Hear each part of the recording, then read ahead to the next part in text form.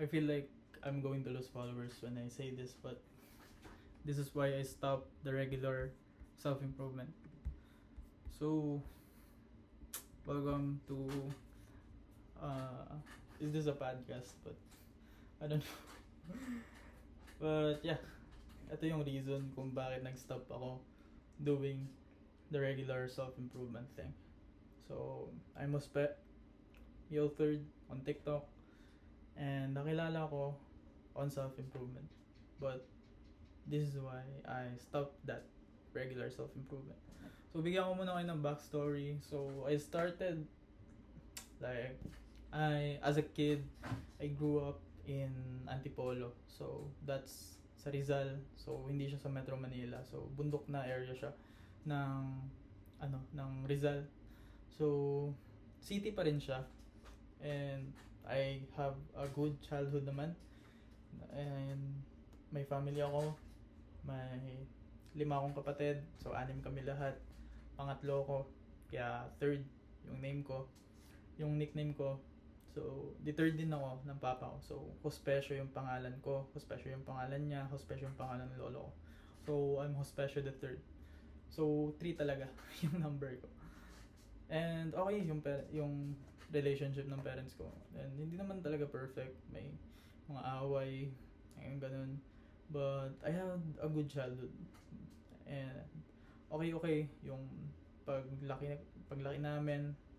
Ang pag-aral ako, I graduated ng senior high school dun sa school namin.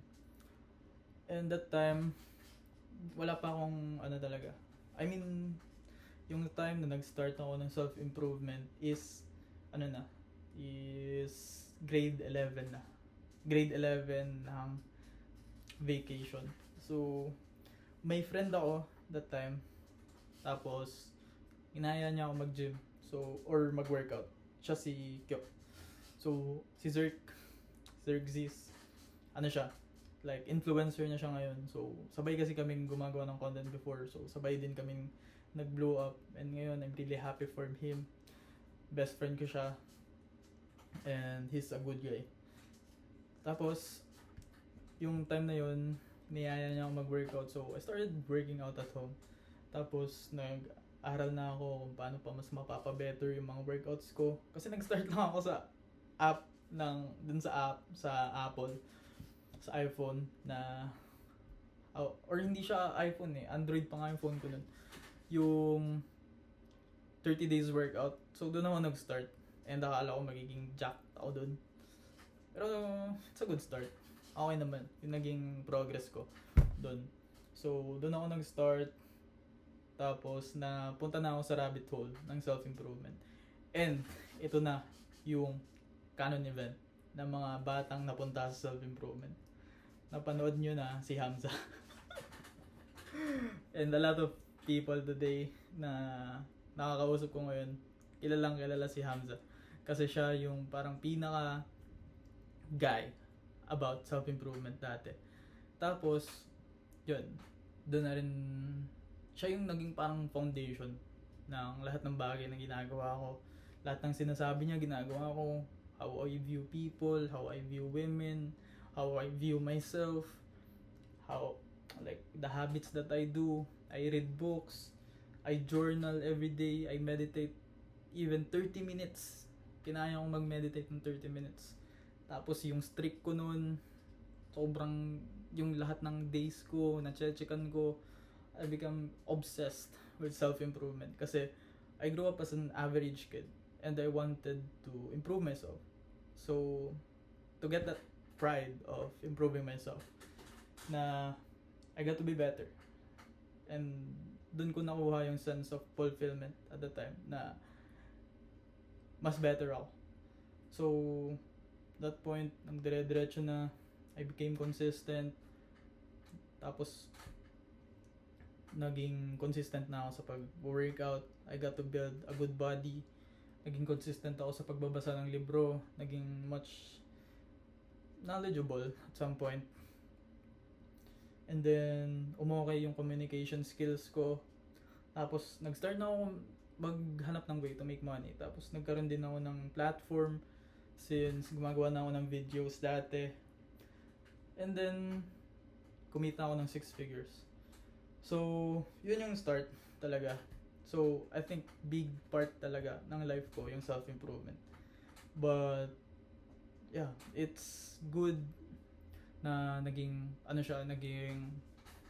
snowball yung progress ko on self-improvement. But it came to a point like naging college na ako nun ulit kasi nag-stop ako before and bumalik ako as an architecture student. But dumating yung point na nakakilala ko ng girl nun, tapos dun ko na feel na I have an inflated pride, na yung insecurity ko hindi ko pa naalis sa sarili ko, na hindi ko pa nai-heal yung insecure kid.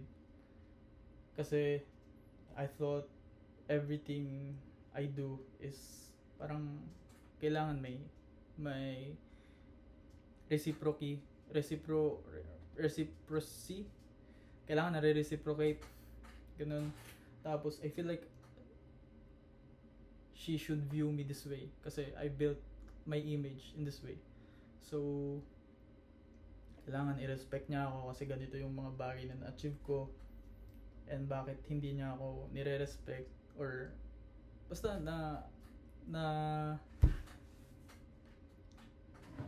tatamaan yung ego ko na ganun. And it came to a point na hindi kami naging okay, so nag-end yung relationship to the point na na-realize ko yung mga bagay na yun. So like na-achieve ko yung body, na-achieve ko yung income, pero came to a point na na-humble ako, na yung pride na na-build ko, it became the thing that crushed me. So doon ko na-realize na I became prideful, na I made myself an idol to the point na ginawa ko lahat para i-please yung sarili ko, na makita ko ng mga tao in this image na sobrang hirap niya i-maintain. Kasi as someone like maraming content creator, maraming influencer na they are so pressured sa way ng pag-view sa kanila ng ibang tao, ng mga tao na nanonood sa kanila kasi ito yung image na na-build nila. And dumating din ako sa point na yun. So sobrang anxious ako. Every step that I will do, kailangan perfect. Kasi ito yung nakikita ng tao sa akin. Ito yung perceived na image nila sa akin. So kailangan lahat ng gagawin ko perfect. Lahat ng bagay, like every post that I will post, kailangan viral. So naging perfectionist ako. And came to a point na na-burnout ako. Nag-stop ako. And sobrang wala na akong gana to continue. Kasi yun nga, na-crush ako ng pride ko. Kasi yung self-improvement, yun yung naging way ko on making myself an idol, on serving myself only. Kasi yung time na din na yun, like before, gumagawa ako ng video about self-improvement to serve people. Pero dumating yung time na gusto ko nang i-increase yung amount of money na kinikita ko. So doon lang din ako nag-focus on money. Then nag-focus ako sa money, nag-focus ako sa physique ko. Tapos yung physique ko, nakikita ko na hindi kasing ganda ng physique ng ibang tao, ibang influencers na nakikita ko. So naiinggit din ako. So maisip mo yun na na-achieve mo na yung mga bagay na to, kumikita ka na ng pera na dati goal mo lang, pero nakakita ka ng tao na mas kumikita pa sa'yo na mas malaki. So you feel like shit. So hindi ka naging masaya. Like binild mo yung body mo to the point na okay na siya, nakuha mo na yung dating goal mo lang, pero nakakita ka ng tao na mas maganda yung physique sa'yo. So you feel like shit na naman.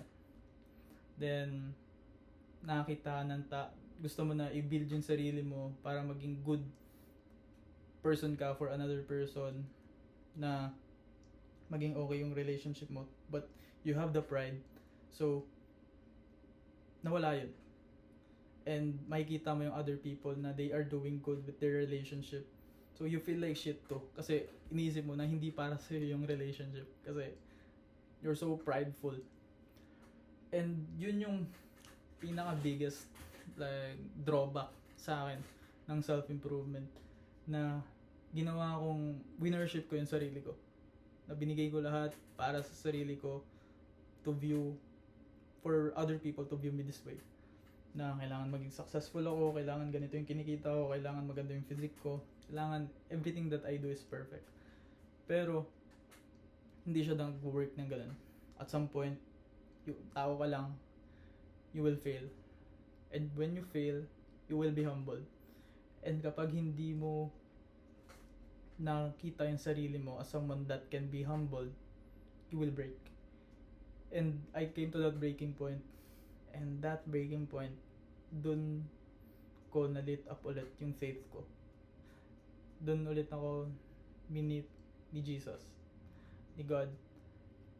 So, that time, like, kasi empty na ako and ginastos ko na lahat ng pera ko to travel.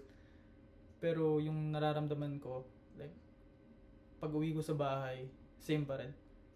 Pero, yung time na yun, like, walang-wala na ako. Hindi ko na alam yung gagawin ko na next. Tinatry kong i-achieve yung mga goals na to. Pero, kapag nandun na ako, hindi ko na siya kayang i-continue pa. So, inisip ko dati, bakit dati kaya ko?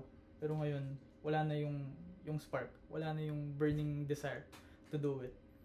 That's because sobrang empty na ako. Hindi ko na... I have all the things that I need. I have the resources.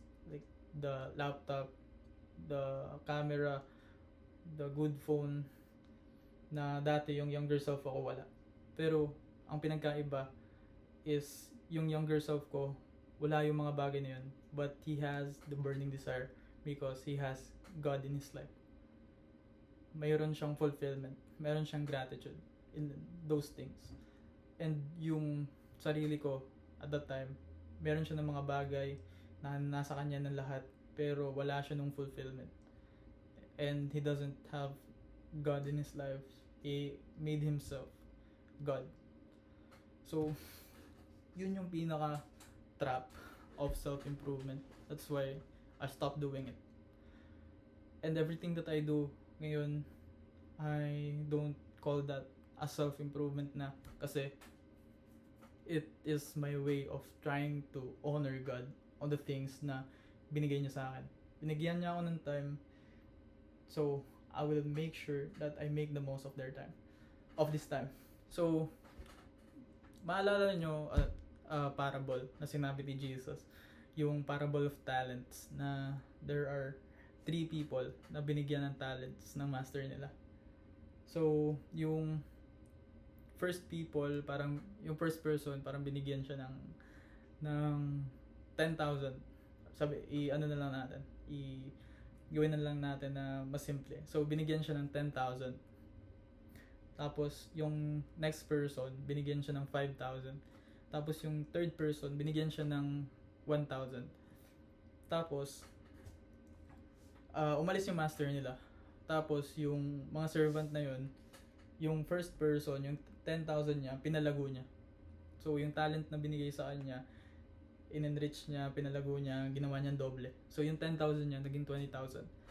Tapos, yung next person naman, yung next servant, yung 5,000 niya, dinoble niya rin. In-enrich niya, ginamit niya, so that it can be doubled. So, pagbalik ng master nila is 10,000 na yung meron siya.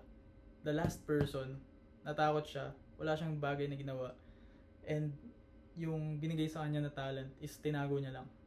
So, pagbalik ng master nila is naabutan niya na same pa rin. So, pagbalik ng master nila, sinabihan ng master yung dalawa na they are a good, faithful servant, na binigyan sila ng talent and that in-enrich nila and pinalago nila. They became fruitful. Pero, yung last servant, is the master told him na alam mo naman na I sow what I reap what I do not sow, and that yung mga bagay na binigay ko sa'yo dapat pinalago mo, sana nilagay mo na lang sa bank para it gain an interest, pero wala kang ginawa, you're a lazy servant. So yung servant na yun, kinast out siya. And isa yun sa mga parables na that gave me a lesson na God gave me these things, that I should use it. And hindi na yung motivation ko yung sarili ko. Yun na yung motivation ko, that I'm just a servant ni God, na I have a laptop, I have this mic, I have this light, I have this room na I can use to serve people, to make people gain value, to give people the motivation, the inspiration, and the act to act on their goals, na honoring to the Lord. So yun na yung pinaka naging motivation ko ngayon. Like I work out, I exercise, and ngayon I signed up for a marathon this August kasi I want to run full 42 kilometers, but not for myself, but because God gave me a vision that I can achieve it. God gave me a body, an able body, and that I want to inspire people. I want to give value to people that they can also achieve great things. Kasi even ako dati, hindi ko aakalain na makakatakbo ng 10 kilometers, 15 kilometers. What more is 42 kilometers? So I'm very grateful that God gave me that vision. God gave me the resources that I need. Binigyan ako ng sapatos ng girlfriend ko na ginagamit ko sa training. And every blessing that I have is a grace from God. So ginagamit ko lang yun. Ginagamit ko yung time ko to make videos, especially like this, to work so that I can provide for my family, I can build a future for my family. And I built a business called Content Creator Lab to serve people, to help them find their voice in the internet and make money out of their passions. So the main thing is serving people with the talents that God gave me, and hindi na siya serving myself. So that's the thing na in-stop kong gawin. So hindi na siya self-improvement for me, but it is a stewardship of the things that God has given me. God has given me time, God has given me vision, God has given me the friends that I need, the network that I have, and all these things, and I will use it to give glory to Him, because I am just a servant, and hindi God yung tingin ko na sa sarili ko, because I have one God, which is Jesus Christ. So that's why I stopped self-improvement. So everything that I did ngayon, dati na ginagawa ko yung self-improvement just for myself, hindi ako happy. But right now, I'm really, really, really, really happy. And I am fulfilled. I got to give value to people. I got to make this video. I got to like run. I got to lift weights.